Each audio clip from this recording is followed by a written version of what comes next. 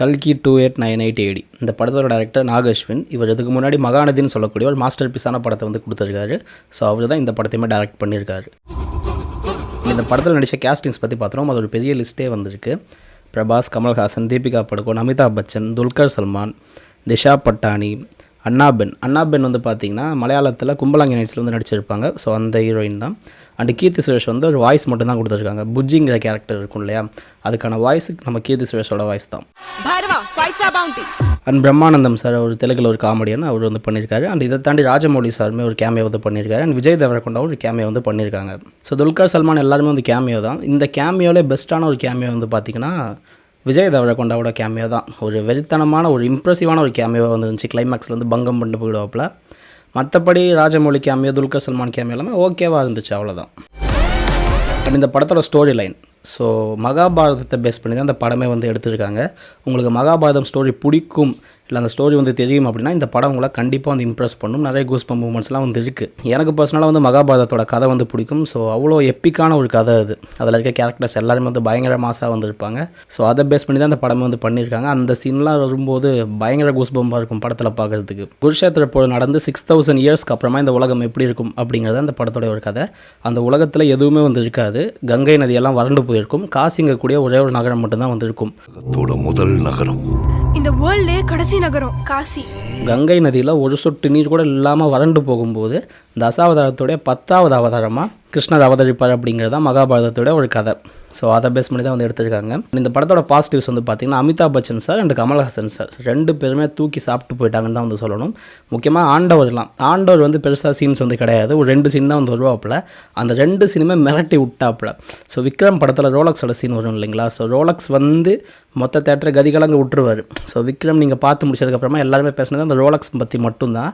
அதே மாதிரி கல்கி நீங்கள் பார்த்து முடிச்சதுக்கப்புறமா நீங்கள் எல்லாருமே பேசக்கூடிய ஒரே ஒரு கேரக்டர் கமலஹாசனுடைய கேரக்டர் மட்டும்தான். பயப்படாது, அந்தளவுக்கு ஒரு பர்ஃபார்மன்ஸ் ஆண்டவர் வந்து கொடுத்துட்டு போயிட்டார். அண்ட் அடுத்து வந்து அமிதாப் பச்சன் சார். ஆக்சுவலாக படத்தோட ஹீரோவே அமிதாப் பச்சன் சார் தான். அஸ்வத்தாமாங்கிற கேரக்டர் வந்து பண்ணியிருப்பார். அவர் வந்ததுக்கு அப்புறம் தான் படமே வந்து நல்லாயிருக்கும் பார்க்குறதுக்கே. காக்க வேண்டியது ஒருவனை மட்டும்தான். அப்போ பிரபாஸ் ஹீரோ இல்லையா ப்ரோ அப்படின்னா அது வந்து நான் சொல்கிறேன் லேட்டராக நெகட்டிவ் பாயிண்ட்ஸ் வந்து சொல்கிறேன்.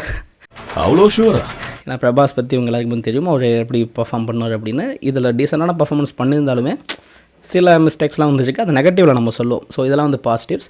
அண்ட் மகாபாரதத்தோட கதையை வந்து எடுத்தது இன்னொரு பாசிட்டிவ்ஸ். அண்ட் பிஜிஎம் சந்தோஷ் நாராயணனை பற்றி வந்து சொல்லே வந்து ஆகணும். ஸோ இந்த படத்துக்கு எவ்வளோ காப்பாற்ற முடியுமோ அவ்வளோ எஃபர்ட் வந்து போட்டிருக்காரு. அண்ட் அது நல்லாவுமே காப்பாற்றவும் செஞ்சுருக்காரு. ஆனால் அவரோட பிஜிஎம் மட்டும் இல்லைன்னு வச்சுக்கோங்களேன், படம் கண்டிப்பாக சொருவி இருக்கும்.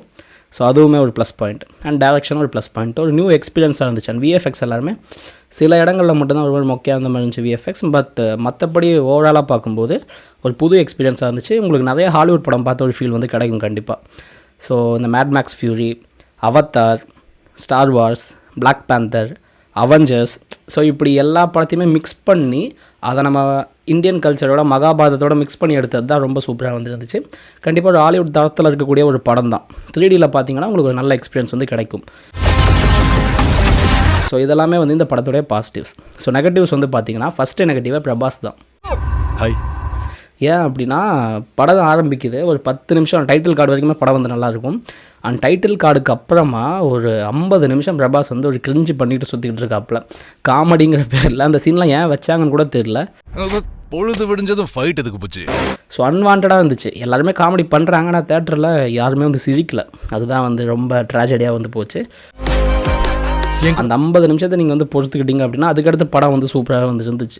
அமிதாப் பச்சனும் தீபிகா படுகோனும் படத்துக்குள்ளே என்ட்ரானதுக்கப்புறம் தான் படம் சூடு பிடிக்குது. அது என்ட்ராகும்போது தான் இன்டர்வல் நடக்கும்.